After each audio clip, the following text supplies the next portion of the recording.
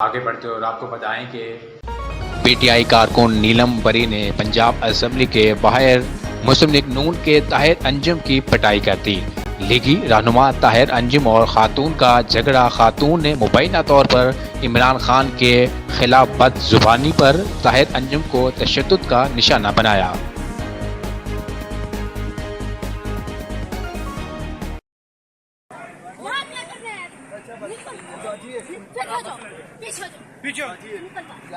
निकल। मसला क्या हुआ है? ये मेरे खान के खिलाफ वीडियो बनाता है। निकल बाहर। बात से सबर कर लो, सबर कर। मरियम का कुत्ता। पीछे हो जाए आप पीछे हो जाए, आपकी मेहरबानी। पीछे नहीं होता, इतना हाथ कर देते। मरियम का कुत्ता तू यहाँ क्या कर रहा है? एक मिनट भाई कैमरा एक मिनट वीडियो बनाता है। वो जेल में खान दाल रोटी खाता है, भूल की जंग लड़ा, अपने बाप की जंग लड़ा। और कुत्ता मरियम का कुत्ता रोज मेरे खान के खिलाफ वीडियो बनाता है। चल बाजी पीछे हो जाओ। आप पीछे होते हैं। एक मिनट है ना यार, छोड़े यहाँ से, छोड़े